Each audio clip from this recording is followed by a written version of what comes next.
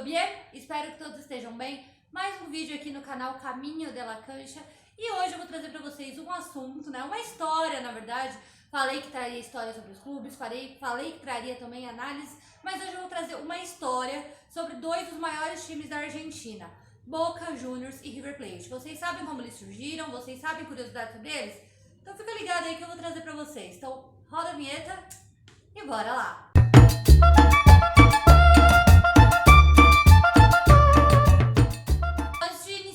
Queria pedir para vocês se inscreverem aqui no meu canal, deixarem like no vídeo, compartilharem com amigos que vocês acham que vão gostar, com pessoas que vocês acham que vão se interessar por essa história. Também, se quiserem, deixem comentários aqui, falem o que vocês querem ver no canal, o que vocês têm vontade de assistir, quais assuntos vocês querem que eu fale, que eu trago aqui futuramente, ok? Então bora lá, vamos começar hoje, porque é uma história bem bacana, que eu gosto bastante de contar, gosto bastante de escrever. E para quem não conhece, para quem não acompanha, para quem não sabe, eu acho que é bem interessante. Sendo bem didática, começando bem lá do início, para quem não sabe, Boca Juniors e River Plate são dois dos maiores times da Argentina. É uma polarização ali bem dividida mesmo, é quase uns 50% a 50%. Não digo que seja essa porcentagem exata, porque obviamente, né, existem torcedores de outros times, existem torcedores do Racing, do São Lourenço, do Estudiantes, do Independiente, obviamente, claro. Mas River Plate e Boca Juniors, sim, eles são ali a divisão. Eu sempre brinquei, sempre comentei, né, que metade da Argentina é Boca, metade é River. Porque, sério, é muito bem dividido isso. Eles são as maiores torcidas, né, do país. E isso a gente nota até na imprensa. Para quem não sabe, eu fiz meu TCC sobre o jornalismo esportivo argentino. E é bem notável ali a divisão dos times. O jornal, eles falam, metade do jornal é sobre o River, metade é sobre o Boca. E o restante que sobra, eles falam sobre outros times. A não ser quando é final, tem outros times envolvidos, aí eles dão uma atenção maior para essas outras equipes. Se não, é metade Boca, metade River e o espaço que sobra destinado a outras equipes de Buenos Aires ou até mesmo da própria Argentina. Mas para quem não sabe, a história deles começa de uma maneira que os dois estão muito juntos, os dois quase começam da mesmo jeito ali, são clubes irmãos, digamos assim. O River Plate foi fundado em 1901, enquanto o Boca Juniors foi fundado em 1905. Mas a fundação deles, a história deles é basicamente a mesma, como eles foram criados, né, como eles foram fundados. O que acontece? Ali a região de La Boca, onde hoje em dia o Boca Juniors ainda tá, o River Plate saiu, mas o Boca Juniors ainda tá lá. É uma região portuária, é uma região onde ficava o antigo porto de Buenos Aires. Então muitos navios chegavam por ali, as pessoas desembarcavam, vinham pessoas de outros países, muitos imigrantes, né? Estamos falando de uma época aí, final dos anos 1800, início de 1900, então muitos imigrantes europeus vinham, tanto para o Brasil, quanto para a Argentina, quanto para outros países aqui da América, e eles desembarcavam ali, né, os que iam para a Argentina no caso, desembarcavam ali no porto de La Boca. Então a cidade na época não tinha muita população, era muito pouco populada ali aquela região, e os imigrantes, principalmente os italianos, começaram a desembarcar e morar ali, né, construírem suas casas, trabalharem, criarem seus negócios, e os genovenses, né, o pessoal de Gênova, na Itália, eram os principais, eram os que mais chegavam ali para aquela região. E naquela época, o futebol ele não era muito aquelas coisas aqui no Brasil, nem na Argentina, nem na América em geral, né? Ele estava começando a ser popularizado. Mas na Europa... Babaca. Era uma coisa muito pequenininha ainda, poucas pessoas falavam, era mais a elite que acompanhava, porque na Europa, no caso, o futebol já era bastante conhecido. E a Itália, né, os italianos gostavam muito do esporte. Quando eles vieram pra cá, eles quiseram trazer também, né, um pouco ali da cultura deles, e então começaram a criar times. Foi assim que surgiu o River Plate em 1901 e mais tarde o Boca Juniors em 1905. Então foram por conta dos italianos mesmo, os dois times são fundados por italianos, mas aí que começa a rivalidade. De início eles eram duas equipes formadas no mesmo bairro, formadas por italianos, tudo bem, tudo tranquilo, até que começou uma disputa por espaço e por torcida, porque os times começaram a crescer, os times começaram a se desenvolver E começou aquela velha disputa de quem vai ter mais torcida, quem vai ficar em que parte do bairro, porque não dá pra ter dois times no mesmo lugar. E o bairro de La Boca não é aquelas coisas assim, tipo um bairro muito grande. E quem vai ficar no La Boca de um canto, quem vai ficar no outro bairro, quem vai ficar não sei o quê. E aí começou aquela coisa da rivalidade, né? De, não, eu cheguei primeiro, eu vou ficar. Não, eu vou ficar. Não, mas... E aquela coisa, né? Aquela briguinha, aquela picuinha de quem é melhor, quem vai ficar e quem não vai. E assim surge a grande rivalidade que temos hoje. Depois de um tempo, ali, né, em La Boca, começou toda essa confusão. O River Plate, então, decidiu sair. O River Plate falou, não vou ficar, me recuso, vou embora daqui. E então, ele se mudou, ele foi para Recoleta, que é um outro bairro de Buenos Aires, não tão perto da La Boca, é praticamente ao oposto, né? La Boca fica aqui, Recoleta fica aqui, é lugares opostos. O River Plate decidiu ir para lá, construir o seu estádio. Enquanto isso, o Boca Juniors ficou em La Boca e construiu a Bombonera, que é o estádio dele até hoje, é o estádio que eles permanecem e que tem o time até hoje. O River Plate ele foi para Recoleta.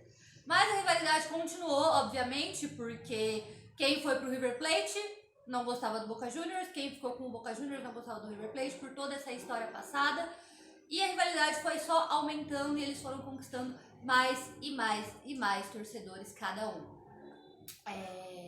Logo depois, o River Plate, ele não deu muito certo ali na Recoleta, no terreno que eles tinham construído. Eles foram, então, para Núñez, que é um outro bairro de Buenos Aires. E, então, em Núñez, eles construíram o Monumental, que é o estádio deles, que está lá até hoje. Outra coisa também que fez muitas pessoas aumentarem essa rivalidade e criticarem o River Plate foi o fato deles terem ido para Núñez.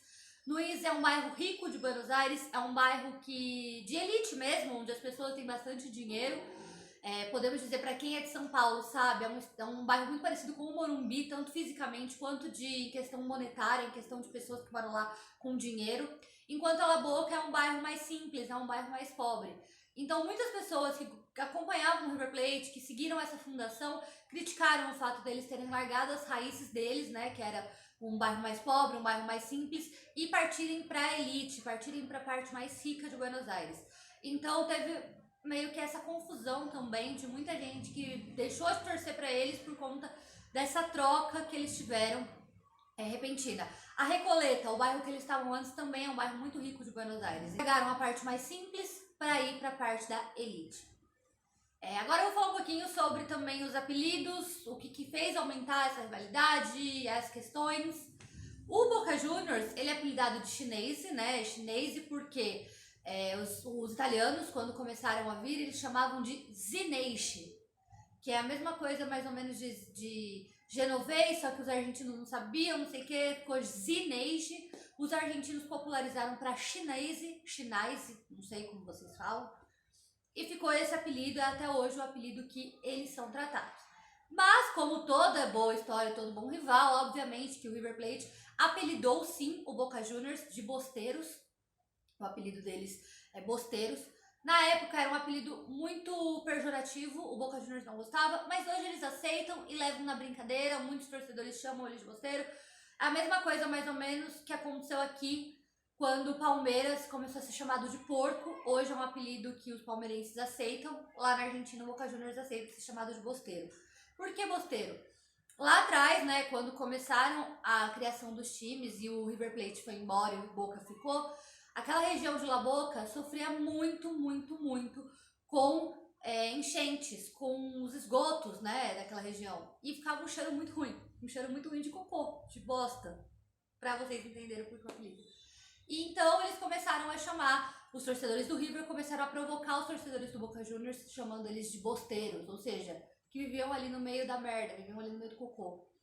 E claro que eles não gostavam, né, porque era um apelido muito pejorativo. Já o River Plate, os apelidos deles, temos o Milionário. Um dos motivos é esse que eu falei, né? Eles foram para um bairro chique de Buenos Aires, um bairro mais rico, então começaram a chamarem eles de milionários, ou seja, gente com muito dinheiro. E também outra sugestão também para esse apelido é porque naquela época, logo depois da fundação, um pouco depois, eles começaram a fazer contratações extremamente caras para a época. Contratações assim milionárias, que jogadores que valiam horrores, jogadores de fora, de Europa e etc. E ninguém entendia de onde que eles estavam arranjando esse dinheiro.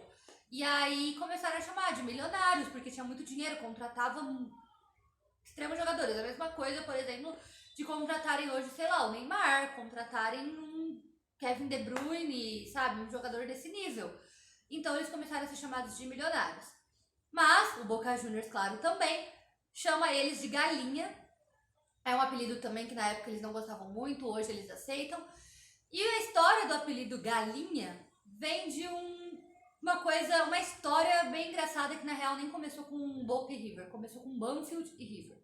Na real, Peñarol e River. Na final da Copa Libertadores de 1966, estava lá disputando River Plate e Peñarol, Peñarol time uruguaio. River Plate estava ganhando por 2-0, acabou levando a virada e o Peñarol venceu por 4-2.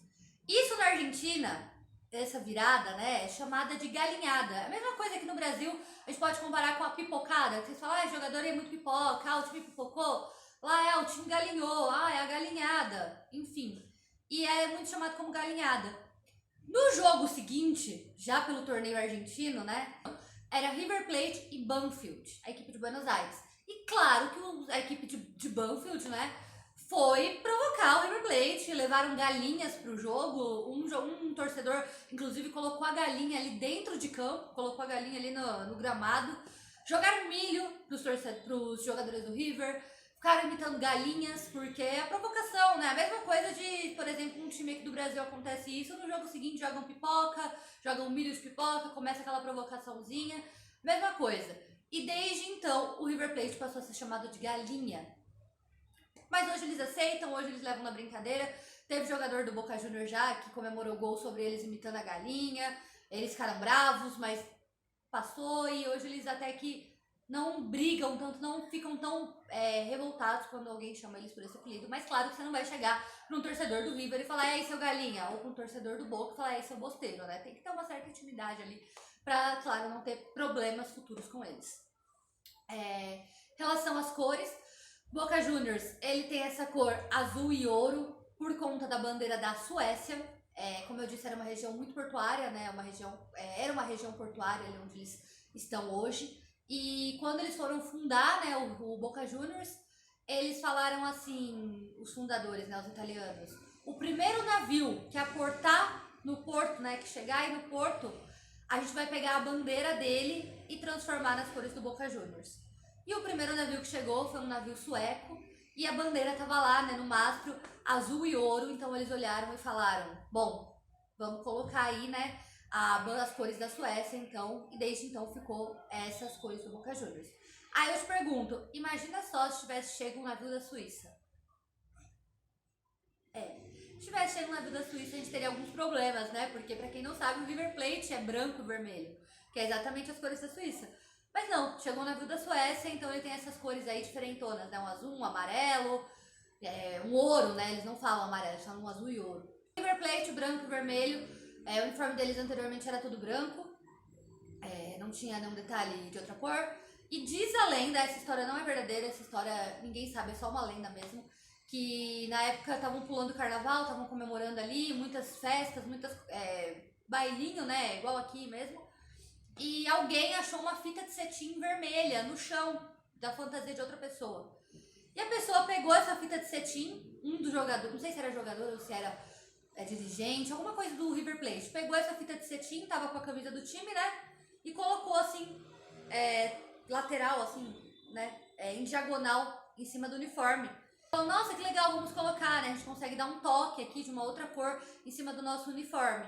Então eles colocaram aquela fita de cetim que eles acharam sobre o uniforme branco e assim surgiu a primeira camisa do River Plate e as cores, né? Branco e vermelho. Então é isso, espero que vocês tenham gostado, trouxe essa história pra vocês. É um pouco difícil, é um pouco diferente, sim, mas são histórias, né, do futebol argentino. Hoje em dia o River e o Boca são os principais rivais. Eu considero como um dos maiores clássicos do mundo, quiçá o maior clássico do mundo. Todo mundo que já assistiu um Boca e River sabe do que eu tô falando, sabe da tensão que esse clássico exala, como que é. Final da Libertadores 2018, cara, Boca e River Plate foi, acho que, um dos jogos mais tensos que eu já assisti na minha vida, né? O primeiro jogo, o segundo não aconteceu por conta das provocações mesmo, pedrada em ônibus, torcida brigando, teve que ir pra Madrid, mas é um dos clássicos assim mais loucos que eu já vi. Sempre tem expulsão, sempre tem jogador saindo sangrando, sempre tem jogador brigando, aquelas cenas lamentáveis. É um clássico assim fora do comum que quem gosta de futebol gosta de assistir, porque sabe que sempre vai ser bem disputado. Nunca vai deixar vontade, nunca vai ser um jogo feio. Sempre vai ser um baita de um jogo. Então curte, comenta, compartilha, manda para aquele seu amigo que gosta de futebol, aquele seu amigo que você sabe que vai gostar dessa história. E é isso aí, tamo junto. Caminho de la cancha. Besos, nos vemos, tchau!